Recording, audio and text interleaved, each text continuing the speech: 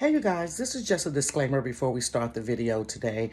Never is it my intention to purposefully laugh at someone with a disability or any type of ailment or anything of that nature, but this is a story that experience that I had at a job that I was working for.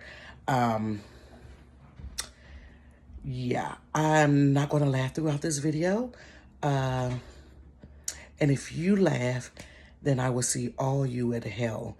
At the bottom, where it's boiling in hell, where all the serial killers are going to go. If you even remotely laugh at this story. But we're mindful of everyone's situation. But there are some things, if you have ailments, that you just can't do. Enjoy.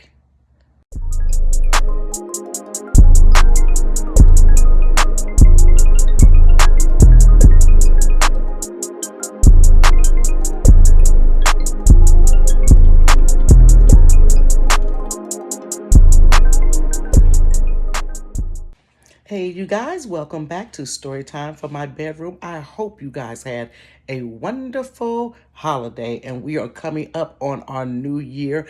I have been so consistent with these stories. I hope you guys have been enjoying the stories. But before we get into this story here, go ahead and like the video, subscribe to the channel, and click the bell for notifications so that you'll be the first ones to know when I drop a video. You're probably here once again because you know Monday, Wednesday, and Fridays is story time from my bedroom. Or you saw a video on one of my social media under I Love to Giggle Too on TikTok, Facebook, and Instagram. So let's get into this story here. This story is so wild and crazy, y'all. Okay, so this story takes place back in, maybe 2013 or 2004, no, 2013. So I was fresh out of college. But let's go back a couple of years. I was fresh because I worked for the job for like 2 years.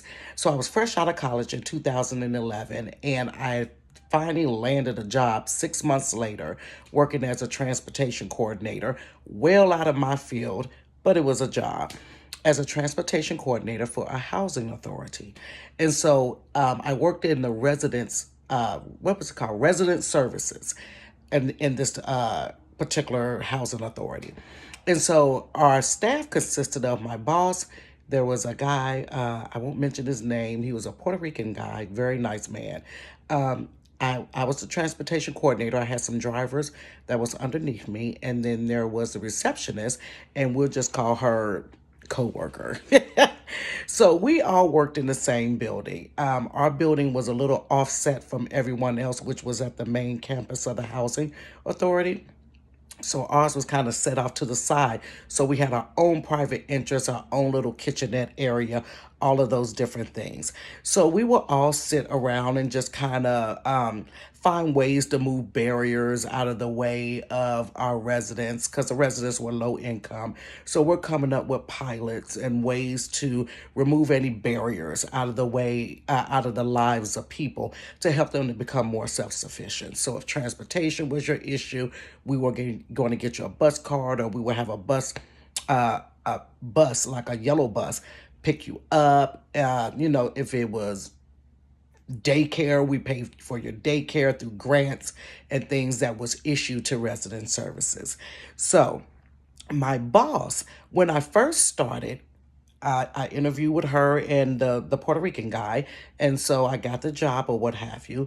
Then maybe like a month into me being there, she went on like medical leave. So she was on leave. Oh my goodness, how long was this lady gone? At least a month or so. And so I was like, well, what's going on with her? Is she coming back? And they was like, yeah, she'll eventually come back. But everybody was kind of vague about what was going on with her. So mind you, the people that worked there prior to me actually being employed with them knew what her medical history was. But because I was a new person on the block, they didn't want to disclose everything that was going on with her. And I'm like, okay, whatever, it's fine.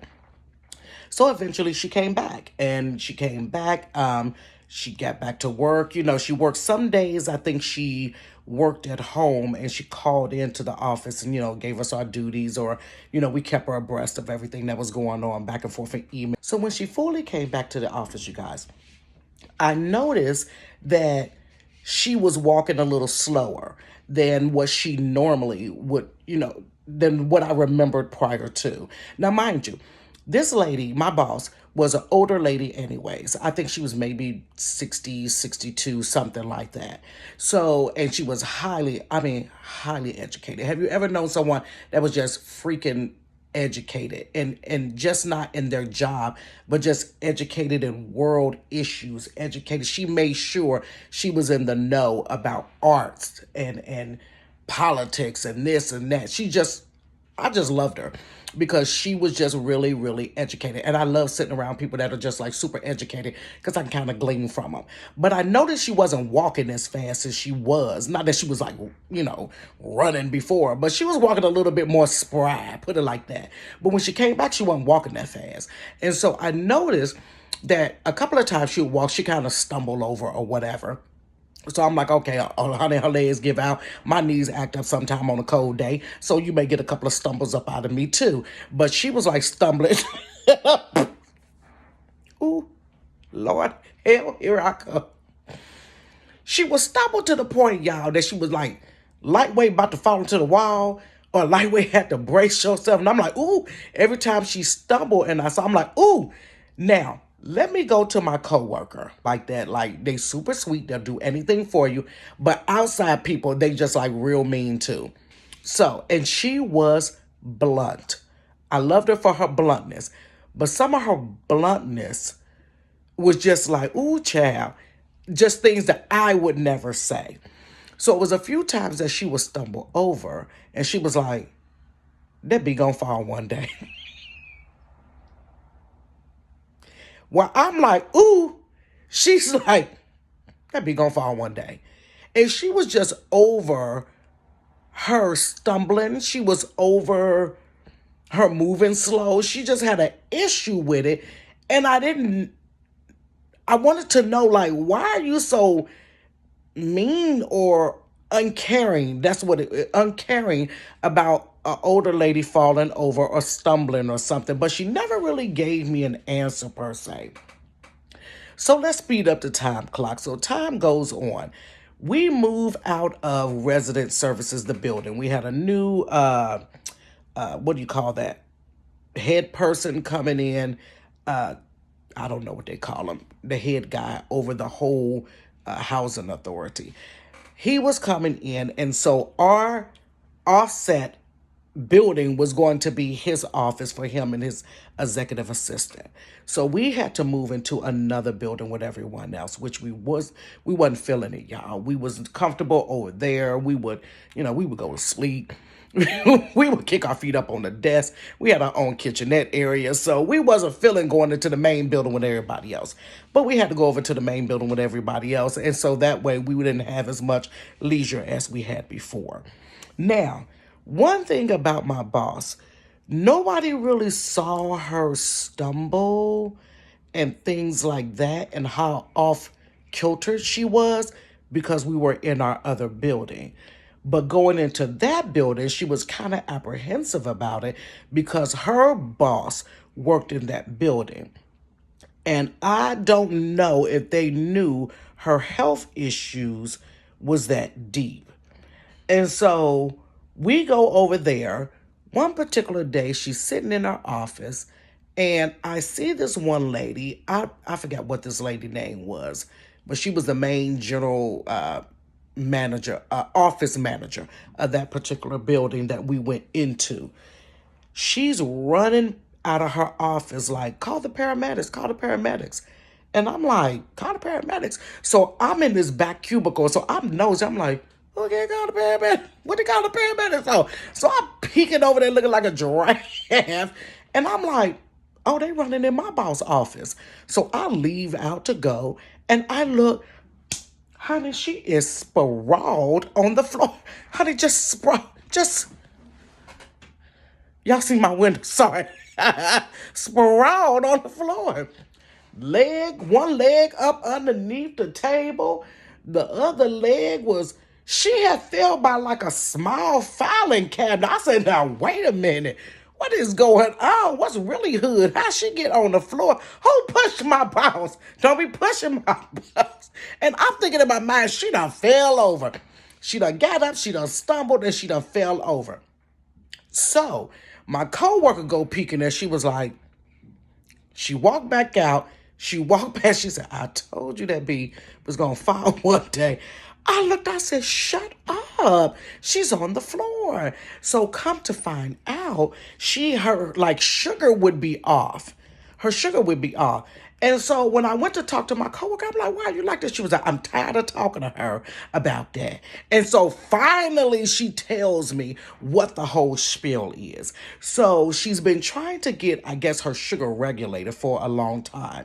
So the coworker, because she's been working with her for so long, has been trying to assist her. So she's a receptionist slash home health aide. I didn't sign up to be a home health aide. I didn't sign up to, to do nursing type stuff. I'm not a CNA, LPN, or none of that. So she's been trying to help this woman regulate her sugar by telling her or reminding her, Miss So-and-so, did you eat today? Boss lady, did you want a sandwich? Boss lady, did you want some crackers? You need a peppermint. So she's been doing like her job and trying to help this woman personally on eating. So her frustration with her was the fact that she wouldn't listen to nobody. She wouldn't listen. She went, oh, I'm fine. I need to go to the next meeting. She was like, okay, you can go to the next meeting, but how about eat a couple of oranges before you go to the next meeting? Or, I got you some oranges because we had like a Sam's credit card, a company credit card that was with Sam's.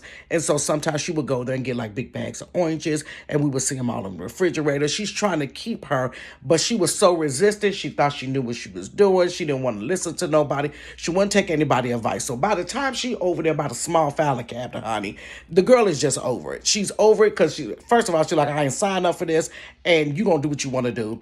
So it is what it is. And so I'm like, well, you can't be like this. She was like, girl, I'm over. You can do that if you want to. And I'm like, wait a minute now. I ain't signed up for this, but, I'm going to look out, try to look out for her. So when she got up or whatever and the ambulance came and they just had her eat something or whatever. She didn't want to go to the hospital. She ate something. Honey, she was back up working again. Come on, let's get a meeting. Did you read your emails? Don't come on to the meeting. You already know when you come to the meeting. You never come to the meeting without a pen and a paper. You got your itinerary? No, I don't have my itinerary. Well, honey, I sent you your itinerary. You should print it off. If I take the time to write an email and if I take the time to write out an itinerary, I expect you to read the email thoroughly, respond if a response is needed, and to print out your itinerary when you come to a meeting. She was back up like it was this. I said, oh, okay then, sis. Like you just want to know about the filing cabinet and with your foot up underneath the table and one of them looking like the letter K. Looking like the letter K. Okay, but we cool. We're going to come on to the meeting like we're supposed to be at the meeting. She wasn't playing. She acted like she just wasn't on that ground looking like a uppercase letter K because she was tall. She was a tall, regal woman, honey, tall. But you was just looking like the letter K. But I ain't gonna say nothing to you because old girl over here finished with you. But I'm a rock with you because I ain't been rocking with you that long, so you ain't stressing me out. And I got people in my family that had sugar, got the sugar, and we gonna get this popping. So I thought. So time goes on. She ain't really had that many little episodes or whatever. And then one day she came to work and it was her personal car was tore up. I mean, the front was dragging like a wagon. It looked like it was growling. It was balled up. And I'm like, what happened to your car? Well, I had gotten a wreck and da-da-da. What did she say happened? This is what happened. She hit her garage door. She said, I went forward and hit my garage door. And I'm like, on purpose? I mean, we was trying to get some insurance. What? She hit her garage door. And I'm like, I did whatever. So a few people came to the office, got to asking her about, what's going on with your car? When are people going to come and fix it? And blah, blah, blah. But I had to get here today. So by and by the people came. She hit her garage door that morning, drove that mangled car to work, parked it. She was about her business, honey. She wasn't going to miss no days. And then had the tow people come there, get it. And then my other co-worker, the man, the Puerto Rican man, took her to go get the rental. And I'm like, okay, then what? Who hits their garage door? Maybe sis was in a rush. I don't know what the deal is. It is what it is. So I'm like, okay, then. So I talked to my little co-worker girl, and I was like, girl, she done wrecked her car. She was like, mm-hmm. She gonna wreck some more too. And I'm like, what? She was like, keep, you think I'll be playing? Keep watching. She stayed cussing. And I'm like, oh, okay, then, whatever, whatever. So time go on. She ends up in the company car. Now, mind you, one of the requirements of the job is that you have to have your driver's license. If your driver's license is revoked or what have you, you really disqualify yourself out of having that position. Even if your position does not require you to drive. This company, you had to have your driver's license intact, and you had to be able to drive your car or a company car. So next thing you know, the company car that was assigned to our department was wrecked. But what she did was she parked it way on the other side of the parking lot, like back in the corner, wrecked. And so somebody went outside from, like, on this campus, it was like three other buildings, about two, three other buildings. Somebody saw the car wrecked and called the police. So they called the police, want to know who the car belonged to. Well, of course it belongs to the company, but who is it assigned to? She in her office just writing and sending emails or whatever else, copying and printing, stumbling all over the place or whatever, doing whatever she's supposed to do. And they said, that's her car. So they come over there. Why is that car wrecked? She done ran up on the hill, coming from one of the resident council meetings, ran up on the hill and hit a gate. Why you keep wrecking cars? Y'all not gonna believe this. Why you keep wrecking cars, sis? What is going on? You done hit the garage, now you hitting gates. Honey, don't hit me. Don't hit me. I said, oh, if sis leave at 5, I'm leaving at 5:15. I'm going to give you time to clear the parking lot before I go out there, because I'll be daggone if you hit me and I'm on the hood of that car, because I'm going to have you roll that window down and get to whopping you in your face, and I'm going to be out of a job, catching assault for hitting a woman that stumbles. I'm going to be in a whole lot of trouble. So her boss pulls her in the office. So by the time the boss pulled her in the office, because she done had 2 incidents of cars being wrecked, you can't drive no more. You on probation, you can't drive no more cars. And I'm like, what is going on? So we had to go to a resident council's voting thing. So resident council, certain, what do you call it? Communities, the buildings, the different communities that this housing authority has, you have to go there when it's their time to vote. So you got to have the parliamentarian, you got to have the president, vice president, the secretary, the treasurer, all of those different things. So you have to go there. A representative from resident services has to go there and sit while they do the vote, and we do the counts at the end of the thing. So I had to go. So because she couldn't drive, I had to end up driving one of the company cars to take her up there because she's on driving restrictions. Okay. So we go up there. We're sitting there and the residents are coming in and they're voting and she's greeting them and everything. Now, this is my first time, y'all. So we're greeting them, but I know how to count. So we're greeting them and everything. And so we had to sit there from like maybe 4 to 6, something like that. I don't know what the time was, a couple of hours or so. So the people started straggling. So we're sitting there and she starts blowing spit bubbles like this. I can't even do it. You know how little kids that go like this? And it'd be the spit. She started blowing spit bubbles. So I'm looking at her like, dang, you that boy, sis? I'm bored, but I ain't that boy at the bottom. Hell, here I come. It's going to be so hot down there. So I'm like, that boy should have brought a book. Why is she blowing spit bubbles? So I'm like, Miss Boss Lady, what's going on? Huh? You all right?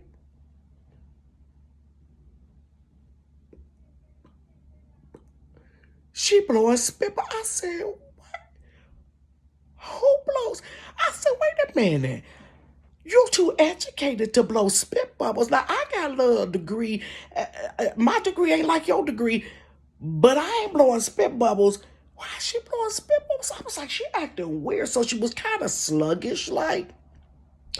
And somebody had came in to vote, and she was just sitting there like.